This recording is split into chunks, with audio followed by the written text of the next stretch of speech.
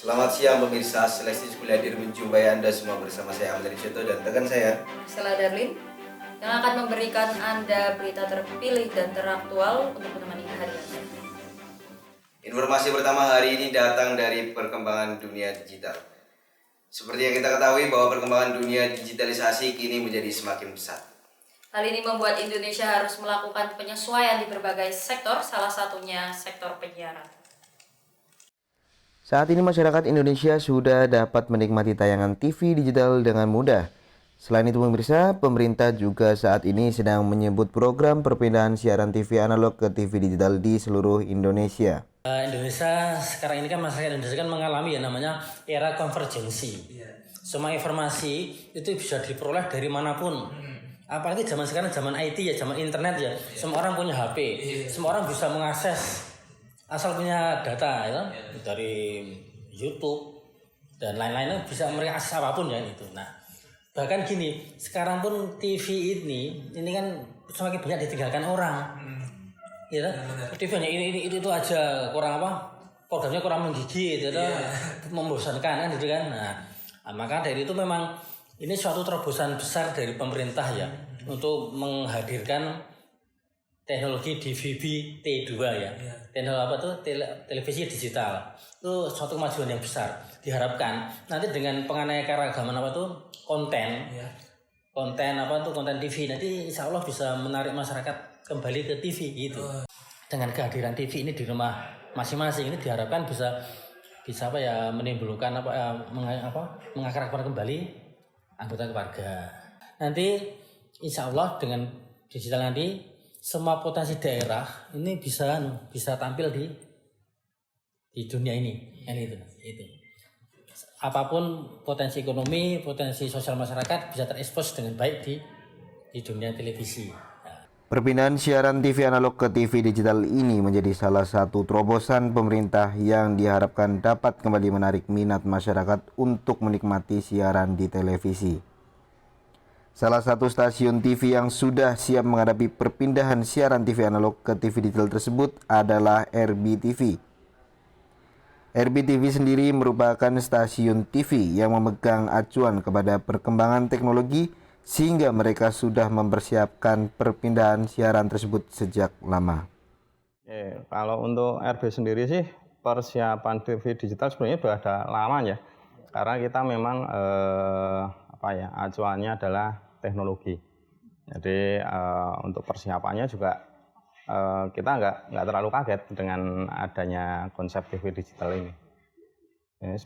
Jadi konsep kita dari awal itu memang menganut teknologi. Jadi RBTV sendiri mungkin beda ya sama TV-TV yang lokal yang lain ya. Mereka mengacu teknologi yang ada sekarang. Jadi kalau RBTV mengacu teknologi yang akan ada di masa depan, sistemnya gitu. Kalau untuk media sendiri sebenarnya bagus ya, cuma kekurangannya di usernya biasanya, karena kan untuk menangkap siaran televisi digital ini membutuhkan hardware khusus ya, yang biasa sering disebut dengan set-top box. Nah, itu yang mungkin banyak masyarakat yang mengeluhkan itu karena mungkin harganya juga kalau bagi orang yang mampu sih tidak terlalu masalah ya, tapi bagi banyak masyarakat yang masih ekonomi menengah ke bawah, yang bawah lah, itu mungkin sangat memberatkan, apalagi sekarang yang masa-masa pandemi ini juga, biasanya gitu. Rencana informasinya itu di bulan Agustus, akhir Agustus itu kurang lebih 22 atau 25 akhir Agustus itu semua TV analog yang ada di Jogja itu diinfokan harus off semua. Kalau di RBTV sendiri tidak ada kendala ya, karena memang kita acuannya memang kemajuan teknologi. Jadi untuk switch ke digital itu ya nggak terlalu bermasalah banget ya. Berbicara mengenai perkembangan digitalisasi, kita semua sebagai masyarakat dituntut untuk mengikuti peraturan pemerintah demi keberhasilan program perpindahan siaran TV analog ke TV digital. Lalu apa saja perbedaan antara TV analog dan TV digital? Silakan kita. Baik, terima kasih Hari dan Mansal. Pemirsa, di samping saya sudah terlihat perbedaan antara siaran TV analog dan TV digital. Di mana di tabel pertama sudah terlihat bahwa perbedaan TV analog dan TV digital pertama adalah sinyal. Dibandingkan dengan TV digital, TV analog sangat tergantung dengan sinyal.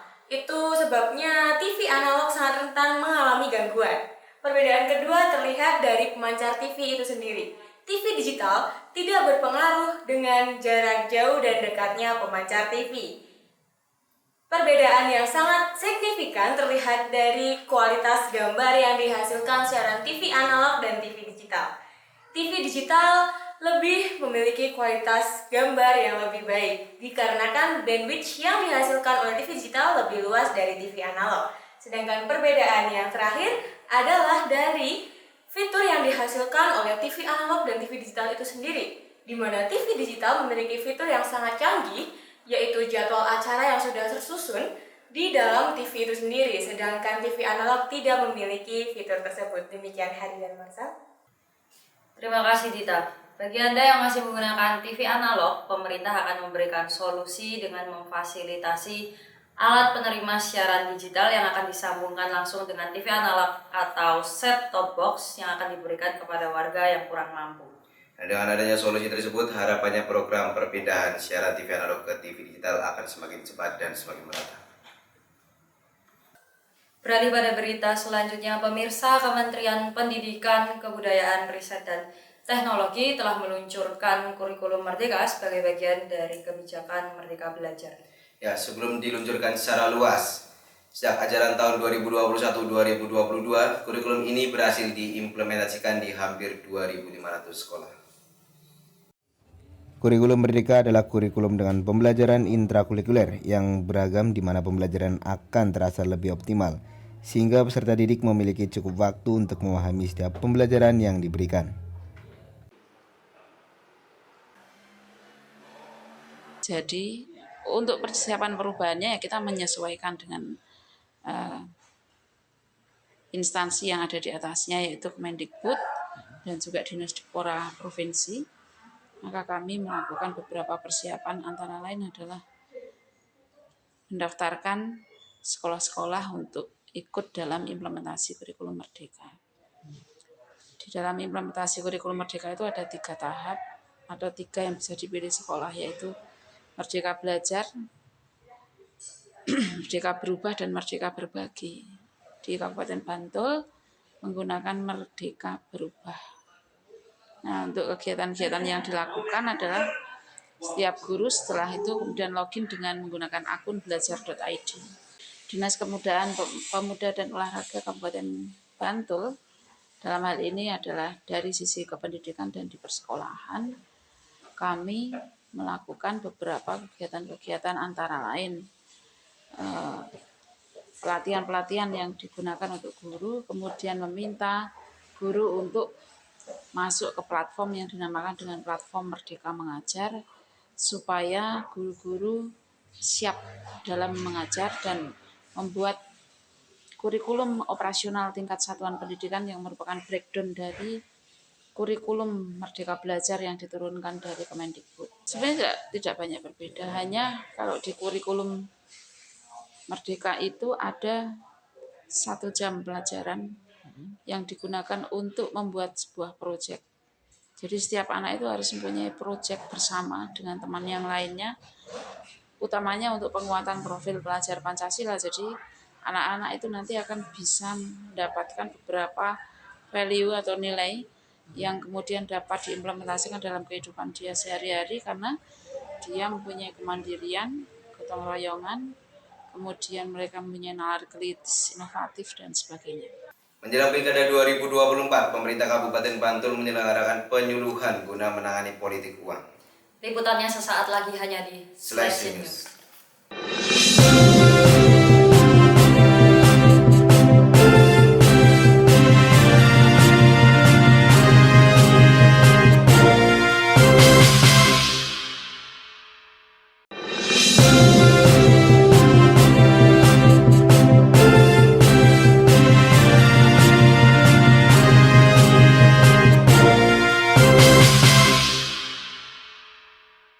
Menjelang Pilkada 2024, pemerintah Kabupaten Bantul menyelenggarakan penyuluhan guna menangani politik uang yang masih marak terjadi.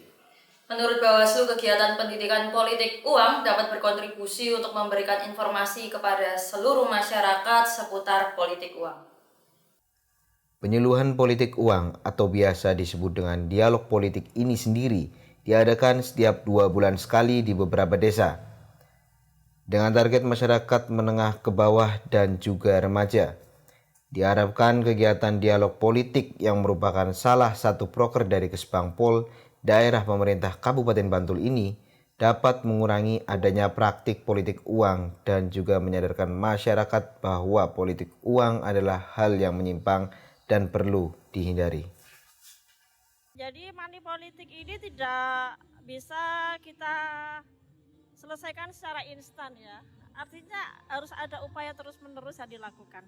Salah satunya adalah melalui pendidikan pemilih, pendidikan politik. Yang salah satunya digagas oleh Kesbangpol gitu ya, dengan melibatkan KPU. Pendidikan politik ini saya kira punya kontribusi yang cukup baik kepada masyarakat karena KPU sebagai penyelenggara bertatapan langsung atau bertatap muka langsung dengan masyarakat untuk kemudian mengkampanyekan anti money politik uang. Meskipun mungkin ya korelasinya atau efek dari kegiatan ini mungkin kami sendiri belum bisa mengukur gitu. Selain pendidikan politik, kita juga ada yang namanya pendidikan pemilih. Pendidikan pemilih yang kita sasarkan kepada siswa-siswi SLTP dan SLTA melalui pemilihan ketua OSIS yang diselenggarakan setiap tahun secara serentak di Kabupaten Bantul. Dalam kegiatan pemilihan ketua OSIS ini tahapan-tahapannya kita desain sebagaimana tahapan pemilu dan pemilihan.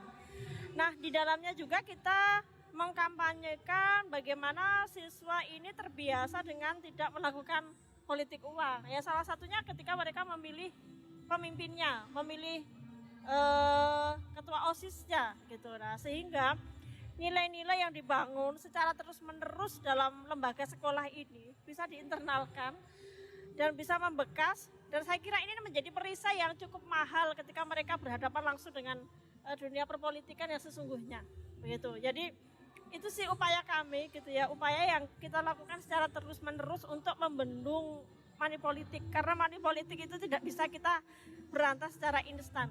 Harus ada stakeholder atau seluruh elemen masyarakat memang terlibat. Yang salah satunya yang kita upayakan adalah melalui pendidikan politik dan melalui pendidikan pemilih yang menyasar sekolah-sekolah.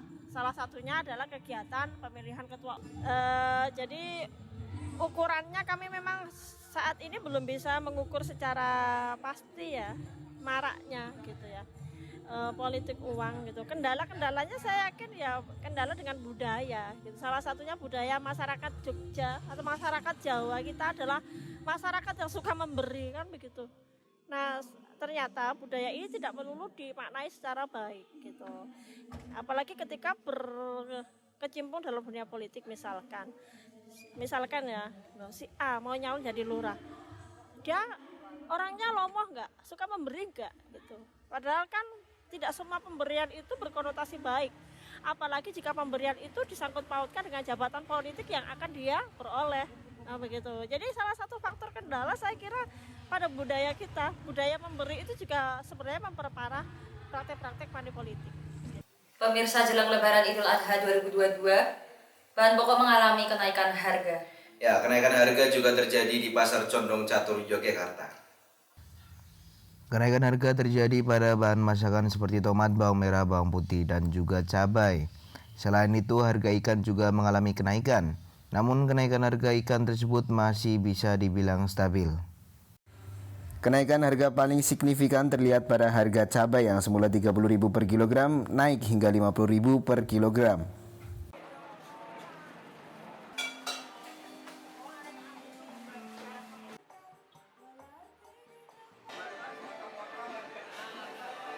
Usai pelaksanaan sholat id, penyembelihan hewan kurban dilaksanakan di sejumlah tempat. Ya, salah satunya di Masjid Jogokarian, Yogyakarta. Berikut liputannya untuk Anda.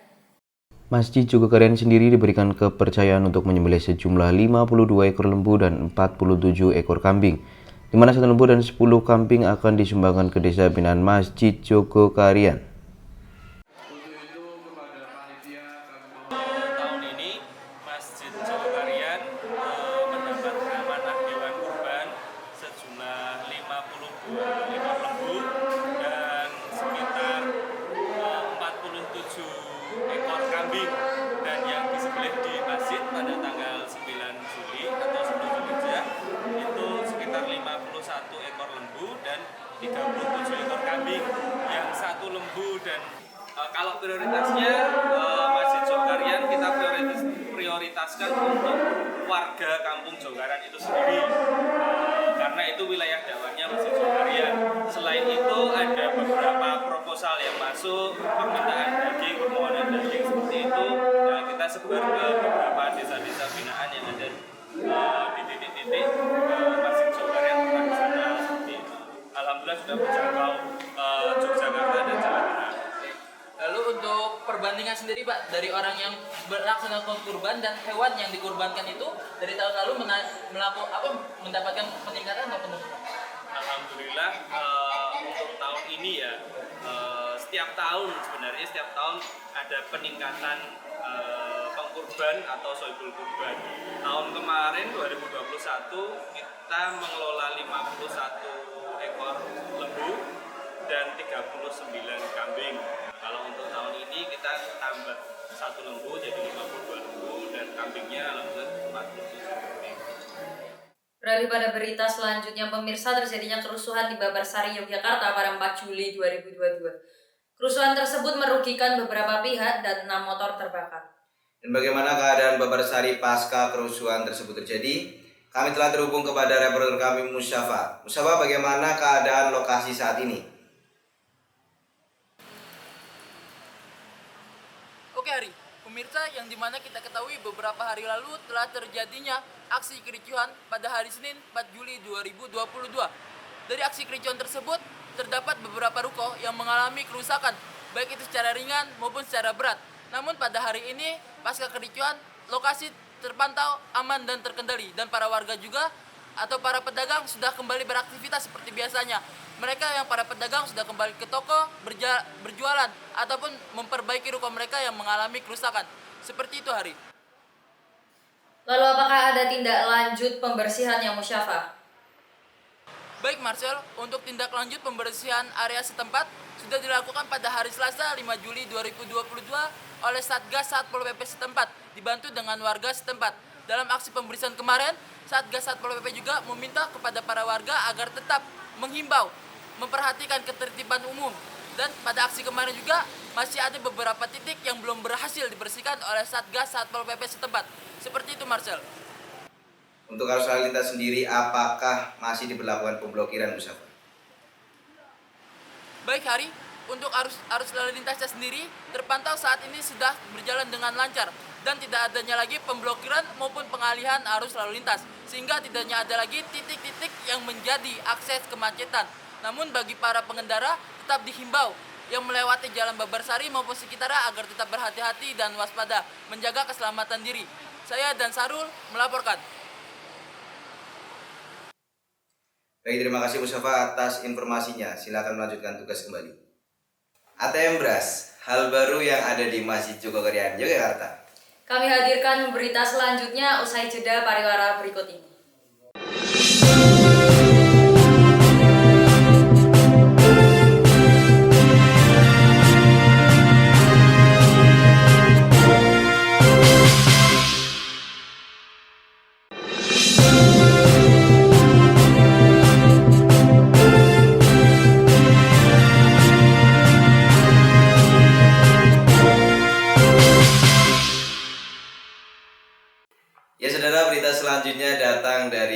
masjid yang terkenal di Yogyakarta, yaitu Masjid Jogokarian. Ada hal yang baru dan menarik dari Masjid Jogokarian ini, yakni ATM beras. Bagaimana penggunaannya, lalu siapa saja penerimanya? Informasinya akan kami sampaikan oleh rekan kami Sarismia. Berikut liputannya.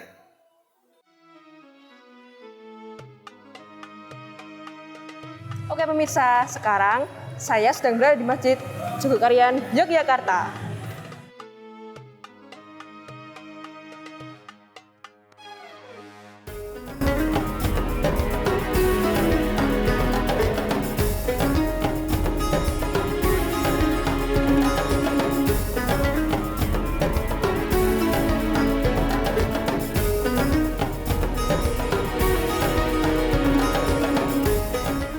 Oke pemirsa, ini adalah sebuah mesin ATM beras yang berada di Masjid Jogokarian. Mesin ini menampung sekitar 100 liter beras yang diperuntukkan kepada para kaum duafa di sekitar Masjid Jogokarian ini. Lalu mesin ini dapat diakses selama 30 menit sebelum dan sesudah waktu sholat.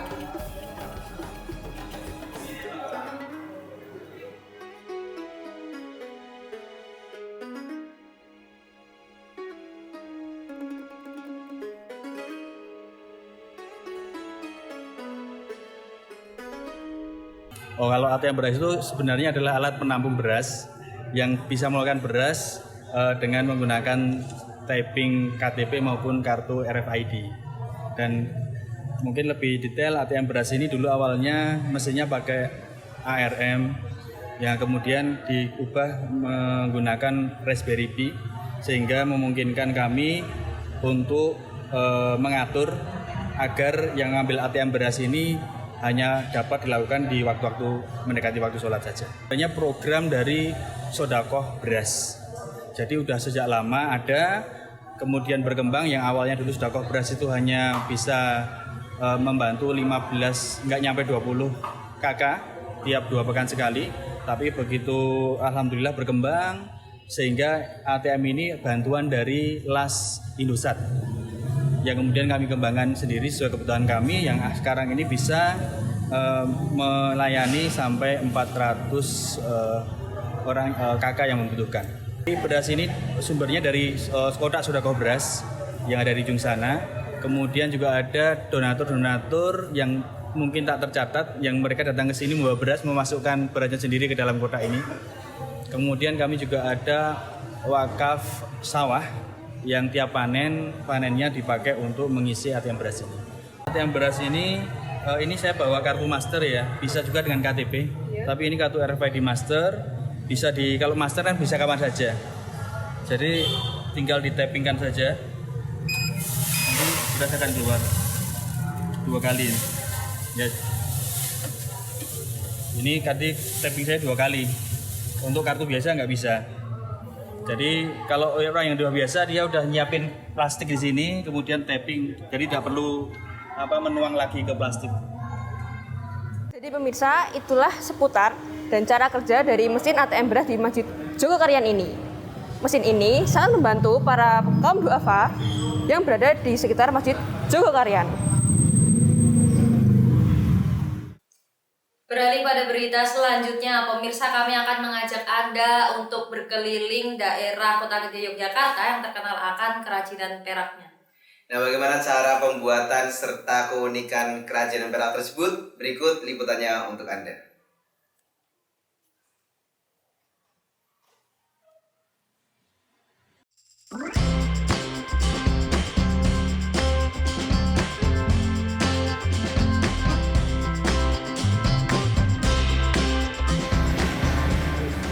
Halo pemirsa, kalian tahu nggak nih mengenai produk kerajinan perak di Indonesia? Saat ini, saya sedang berada di salah satu tempat produksi dan pemasaran kerajinan perak. Tepatnya di HE Silver yang berada di Jalan Mandorakan nomor 1 Kota Gede, Yogyakarta. Kalau kalian penasaran, yuk ikuti saya.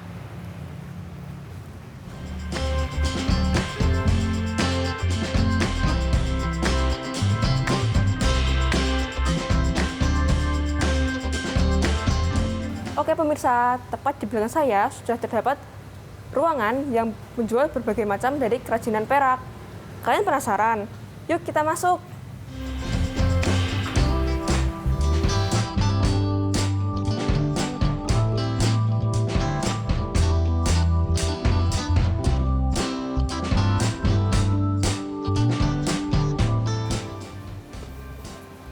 Oke pemirsa, tepat di samping saya sudah terdapat berbagai macam patung yang dibuat sedemikian rupa menggunakan bahan dasar dari perak.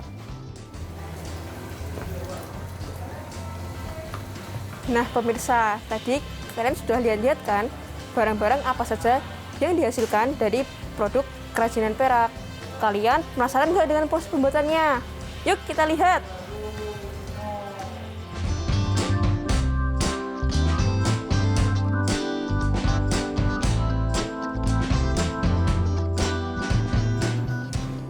Ini guys, sekarang kita sedang berada di proses pembuatan dari kerajinan perak.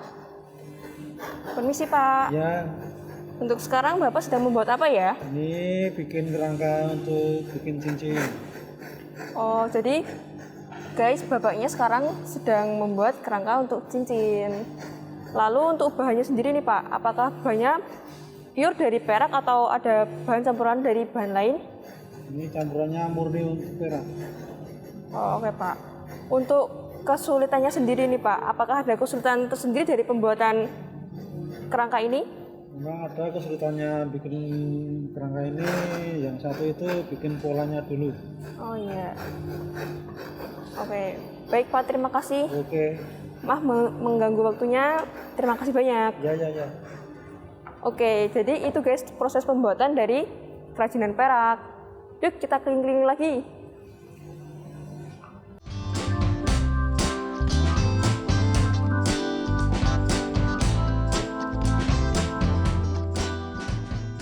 Jadi nama saya Ibu Yeni, saya sebagai Supervisor Marketing Retail HS Silver. HS Silver ini sudah berdiri dari tahun 1953 yang didirikan langsung oleh pendirinya, pemiliknya yaitu Bapak dan Ibu Harto Suharjo. Jadi awal mulanya beliau ini memasarkan dagangannya masih dalam bentuk kerajinan imitasi ya, belum perak. Tetapi karena banyaknya permintaan produk-produk dari perak, jadi saat ini HS Silver ini sudah memproduksi kerajinan dari perak, dan ini adalah Kota Gede ini adalah pusatnya pengrajin perak yang sudah ada sejak zaman Kerajaan Mataram Islam dulu ya. Dan awal mulanya dibuka HS Silver ini juga awal mulanya dari sini yang dulu mungkin masih dalam bentuk perusahaan kecil dengan manajemen yang sangat sederhana, dan sekarang sudah berkembang menjadi PT HSWS. Untuk kerajinan yang kami produksi ini kan ada dua kualitas, ada perak murni dengan kadar 925 dan juga ada perak yang dibuat hanya lapisannya saja. Artinya bahannya dari tembaga, luarnya dilapis perak. Nah, untuk yang lapisan perak ini harganya cenderung lebih murah, mulai dari 90 ribuan. Kemudian untuk yang perak asli sendiri ini harganya dimulai dari 100 ribuan sampai puluhan juta ada, tergantung besar kecilnya produk dan juga kombinasi-kombinasi yang ada. Nah pemirsa, tadi kita udah keliling-keliling kan, dari melihat proses pembuatannya, lalu produk-produk yang dihasilkan, dan juga mengetahui sejarah dari HS Silver ini. Untuk kalian yang tertarik, kalian bisa datang langsung ke HS Silver, Jalan Mandorakan, nomor 1 Kota Yogyakarta. Buka setiap jam 9 sampai jam 5 sore. See you!